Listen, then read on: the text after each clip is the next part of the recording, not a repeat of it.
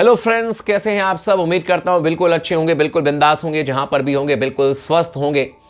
भारत का इस समय इंट्रा स्क्वाड कंपटीशन चल रहा है। इनफैक्ट मैच चल रहा है इंडिया ए के खिलाफ में, जो कि पर्थ के मैदान पर खेला जा रहा है, पुराने पर्थ के मैदान पर। और भारतीय टीम के खिलाड़ी कई बार निराश भी करते हैं, कई बार बेहतरीन बल्लेबाजी भी करके दिखाते हैं, लेकिन इंट्रा स्क्वाड को लेकर के, इंट्रा मैच को लेकर के बहुत ज़्यादा खबर किसी के पास में आई नहीं। लेकिन आपके चैनल ने खबर ज़रूर निकाली है और मैं आपके साथ में शेयर करूंगा कि कौन कौन से खिलाड़ी ने किस तरीके से प्रदर्शन किया है, क्या क्या पॉजिटिव चीज़ें नजर आई हैं इस इंट्रा स्क्वाड मैच में, और साथ ही साथ क्या क्या नेगेटिव नजर आई, किस बात को लेकर के चिंता करने की ज़रूरत है और किस बात को लेकर के कम से कम आपको तसल्ली करने की ज़रूरत है। लेकिन इसी बीच आपको यह खबर मैं बता दूं कि शुभमन गिल, जिन्होंने कि कल बड़ी अच्छी बैटिंग की थी जायसवाल के साथ में सेंटर विकेट पर इसी इंडिया ए के खिलाफ में मैच खेलते हुए, आज एक बहुत ही निराश करने वाली खबर आई कि भाई स्लिप में फील्डिंग करते हुए शुभमन गिल के बाएं अंगूठे में चोट लगी है। यानी कि शुभमन गिल का पर्थ टेस्ट मैच में खेलना इस समय क्वेश्चन मार्क है। और ये कोई ऐसे वैसे मतलब चोट नहीं लगी जहां पर कि बैंडेज लगा करके शुभमन गिल दोबारा फील्डिंग करने के लिए आ गए, ऐसा कुछ भी नहीं है। स्लिप में फील्डिंग कर रहे थे और ऑब्वियस सी बात है कि स्लिप में जब गेंद आती है बल्ले का किनारा लेकर के फास्ट बॉलर के खिलाफ में, तो रफ्तार और तेज हो जाती है गेंद की। और शुभमन गिल गेंद को रोकने के लिए गए थे या कैच लेने के लिए गए थे, लेकिन उनके बाएं हाथ के अंगूठे में भयानक चोट लगी है, जिसकी वजह से शुभमन गिल जो हैं वो दोबारा फिर फील्डिंग करने के लिए आए नहीं। और यहीं से अब क्वेश्चन मार्क शुरू हो जाता है, लोगों के मन में ये सवाल आने लग गए कि भाई क्या शुभमन गिल अवेलेबल होंगे, नहीं होंगे, क्योंकि पूरे दिन भर उन्होंने फील्डिंग नहीं की, दिखे नहीं शुभमन गिल उसके बाद से।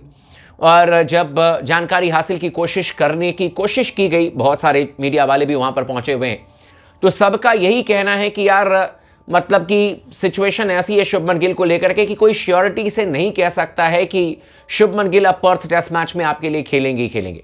और ये मेरे लिए भी झटका है, इनफैक्ट आप लोगों के लिए भी झटका होगा कि भाई हम तैयारी करने के लिए गए हैं, चोटिल होने के लिए गए हैं। सरफराज के बारे में खबर आई कि उनके भी कंधे पर चोट लग गई थी। इससे पहले केएल राहुल के बारे में खबर आई, विराट कोहली के बारे में खबर आई, और अब तो बहुत बड़े चैनल ने यह खबर कह दी कि भाई शुभमन गिल के अंगूठे पर बहुत गंभीर चोट लगी है, जिसकी वजह से उनका जो पहले टेस्ट मैच में खेलना जो है वो सवालिया निशान है। तो इसी पर चर्चा करेंगे, साथ ही साथ मैं आपको बताऊंगा कि किन किन खिलाड़ियों ने किस तरीके से प्रदर्शन किया है, किसने कितने रन बनाए हैं, और क्या भारतीय टीम वाकई में पर्थ में ऑस्ट्रेलिया को चैलेंज करेगी। तो इंट्रा जो स्क्वाड मैच इस समय चल रहा है भारत और इंडिया ए के बीच में, उसमें क्या स्कोर लाइन रहा है, किसने कितने रन बनाए हैं, और क्या पॉजिटिव क्या नेगेटिव है, ये तमाम चीज़ें मैं आपको डिटेल में बताऊंगा। लेकिन उससे पहले आप सभी दोस्तों से रिक्वेस्ट है, अगर आपने अब तक चैनल को सब्सक्राइब नहीं किया है तो ज़रूर कर लीजिएगा, वीडियो को आखिरी तक ज़रूर देखिएगा और लगातार बने रहे स्पोर्ट्स टॉक के साथ में। खबर यह आई है कि यार यशस्वी जायसवाल और ऋषभ पंत ने बड़ी अच्छी बल्लेबाजी की सेकेंड इनिंग में। ऋषभ पंत पहले इनिंग में 2 बार आउट हो गए थे, 2 बार क्लीन बोल्ड हो गए थे, उन्होंने बहुत अच्छी बल्लेबाजी नहीं की। लेकिन ऋषभ को लेकर के बहुत ज़्यादा मन में चिंता भी नहीं है, बिकॉज हमें पता है कि यार ऋषभ पंत ने दिलीप ट्रॉफी में भी बहुत ज़्यादा रन नहीं किए थे, लेकिन जैसे ही टेस्ट मैच में उन्होंने दोबारा डेब्यू किया, यानी कि बांग्लादेश के खिलाफ में जब दोबारा 2-3 सालों के बाद टेस्ट मैच खेले थे, शतक जड़ दिया था ऋषभ पंत ने, तो उनको लेकर के मैं निश्चिंत था। लेकिन अब एक और अच्छी खबर आई कि ऋषभ पंत ने बड़ी अच्छी बल्लेबाजी की सेकेंड इनिंग में, रन बनाए हैं और मतलब कंटिन्यूसली विकेट पर खड़े रहे, 2-4 लंबे लंबे शॉट्स भी लगाए। फर्स्ट इनिंग में शुभमन गिल और जायसवाल ने रन किए थे, बहुत अच्छी बैटिंग की थी, बहुत दिल में तसल्ली हुई कि चलो ठीक है यार, यशस्वी जायसवाल और शुभमन गिल ये दोनों युवा बल्लेबाज हैं। हालांकि शुभमन गिल ऑस्ट्रेलिया में से पहले भी जा चुके हैं, उन्होंने 91 रनों की पारी भी खेली हुई है, और शुभमन गिल हो सकता है कि ऑस्ट्रेलियाई दौरे को यादगार बनाएं, ऐसा लग रहा था इस बार, क्योंकि बड़ी जिम्मेदारी उनके कंधों पर है। लेकिन सडनली ये खबर आएगी जो कि बिल्कुल मतलब कहते हैं ना कि यार फ्रॉम नोवेयर, मतलब ये खबर आ गई कि यार उनके हाथों में चोट लग गई और इनफैक्ट उनके अंगूठे में चोट लगी, बाएं हाथ के अंगूठे में, जिसकी वजह से अब पर्थ टेस्ट मैच में खेलना जो है वो क्वेश्चन मार्क है। अब कई बार समझ में नहीं आता कि इधर हम रोहित शर्मा को बुला रहे हैं कि पर्थ टेस्ट मैच खेलें, तो इधर अब शुभमन गिल के बारे में खबर आ जाती है कि यार हो सकता है कि वो नहीं खेलेंगे, तो फिर केएल राहुल को आप 3 नंबर पर खिलाएंगे, ध्रुव जुरैल को आप 3 नंबर पर खिलाएंगे, सरफराज के बारे में क्या सोचेंगे, मतलब बहुत तरीके के सवाल आने लग जाते हैं। और कम से कम शुभमन गिल, जायसवाल, इनके फिटनेस को लेकर के तो चिंता नहीं थी। अब चोट ऐसी चीज़ है जो कि किसी के कंट्रोल में नहीं है, लेकिन मेरे को ना ऑस्ट्रेलिया में जाते ही एक चीज़ बहुत गलत लगती है कि यार मतलब हम वहां पर अभ्यास करने के लिए गए हैं और अभ्यास में कम से कम अपना ख्याल तो रखें। मतलब मैं शुभमन गिल को ब्लेम नहीं कर रहा हूं, मैं कह रहा हूं कि मैनेजमेंट को ही कह रहा हूं या वॉटेवर जो भी हो, पर रोज ये खबर आ जाती है। कभी केएल राहुल को चोटिल की खबर आ जाती है, कभी विराट कोहली के बारे में आप लोगों ने सुना होगा कि भाई वो स्कैन कराने के लिए गए। एक बार झटका सा लगता है कि यार हुआ क्या ऐसा। केएल राहुल उधर सरफराज के बारे में आए कि वो भी चोटिल हो गए। अब केएल राहुल के बाद में अब इनके बारे में आ रहा है, शुभमन गिल के बारे में आ रहा है। लेकिन परफॉर्मेंस की जहां तक बात है, शुभमन गिल ने अच्छी बल्लेबाजी की थी, लेकिन उसके बाद चोटिल हो गए तो फिर बैटिंग करने का सवाल नहीं था। एंड इन्होंने बहुत अच्छी बैटिंग करके दिखाई है। यशस्वी जायसवाल ने पहली इनिंग में भी, दूसरी इनिंग में भी काफी लंबा समय इन्होंने क्रीज में बिताया, अच्छी बैटिंग की, ऋषभ पंत के साथ में बहुत लंबी साझेदारी की।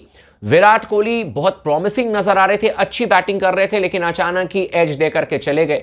लेकिन गेंदबाजों की जहां तक बात है, वहां पर इंडिया ए के गेंदबाजों की बड़ी तारीफ हो रही है, क्योंकि मैंने तो मैच देखा नहीं, लेकिन जो बातें मैंने सुनी है उसी के बारे में मैं कह रहा हूं। प्रसिद्ध कृष्णा की बहुत तारीफ हो रही है, बहुत कमाल की गेंदबाजी की है प्रसिद्ध कृष्णा ने। मुकेश कुमार की बड़ी तारीफ हो रही है कि मुकेश कुमार ने बड़ी अच्छी गेंदबाजी की, और ऋषभ पंत को शायद उन्होंने ही बोल्ड किया था मुकेश कुमार ने। और साथ ही साथ एक युवा गेंदबाज यानी ऑलराउंडर नीतीश रेड्डी, इनके बारे में कहा जा रहा है कि इनका डेब्यू ऐसा लगता है कि पर्थ में होने जा रहा है, क्योंकि काफी लंबे स्पेल की गेंदबाजी की, काफी देर तक गेंदबाजी की, खूब सारे बाउंसर्स मारे, अच्छी खासी स्पीड निकाल रहे थे नीतीश रेड्डी। और मुझे भी ऐसा लगता है कि जब इतनी गेंदबाजी इन्होंने की और इनसे करवाई गई, तो मुझे लगता है कि शायद मैनेजमेंट जो है वो इनको ऑलराउंडर के तौर पर खिलाएगी। यानी कि आप 3 तेज गेंदबाज खिलाएंगे, जहां पर कि आपके पास में हो सकता है कि जसप्रीत बुमराह के साथ में सिराज हो, और उसके बाद आपके पास में प्रसिद्ध कृष्णा हो या फिर आकाशदीप हो। लेकिन आपके पास में चौथे ऑप्शन के तौर पर, तेज गेंदबाज के तौर पर, मुझे लगता है कि आप नीतीश रेड्डी को खिलाएंगे। और एक स्पिनर के तौर पर मुझे लगता है कि आप वॉशिंगटन सुंदर को या फिर जाडेजा को या फिर रविचंद्रन अश्विन में से किसी एक को खिलाते हुए नजर आएंगे। लेकिन ओवरऑल भारतीय टीम के बल्लेबाजों ने कोई बहुत उम्दा बैटिंग नहीं की, सिवाय एकाध को छोड़ करके। लेकिन देखते हैं कि आने वाले समय में इसे किस तरीके से टीम इंडिया के बल्लेबाज इंप्रूव करते हैं। ऋषभ पंत ने ठीक बैटिंग की सेकेंड इनिंग में, जायसवाल ने दोनों इनिंग में बड़ी अच्छी बैटिंग की, केएल राहुल फर्स्ट इनिंग में बैटिंग करने के लिए आए, चोटिल हो गए, लेकिन वो दोबारा बल्लेबाजी करने के लिए आए नहीं। सेकेंड इनिंग पर उनकी कोई खबर आई नहीं है।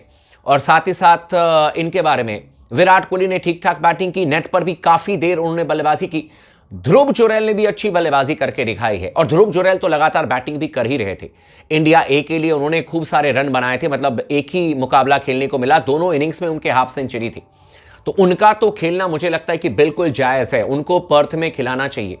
बाकी मुझे लगता है कि बैट्समैन थोड़े से और अपने आप को सेटल डाउन करेंगे तो रन जरूर आएंगे। बट शुभमन गिल को लेकर के थोड़ी सी चिंता बढ़ गई है भाई, क्योंकि इंपॉर्टेंट प्लेयर हैं, उनका फिट रहना काफ़ी ज़रूरी है। और before the start of the first test match, I mean Perth test match, कम से कम अगर वो स्क्वाड में हो, आपके सिलेक्शन के लिए अवेलेबल हो, तो टीम इंडिया के लिए अच्छी बात होगी। अदरवाइज जो भी अपडेटेड इन्फॉर्मेशन आएगा मैं आपके साथ में शेयर कर दूंगा। चैनल को सब्सक्राइब कर दीजिएगा, वीडियो को लाइक कर दीजिएगा, और लगातार बने रहे स्पोर्ट्स टॉक के साथ में।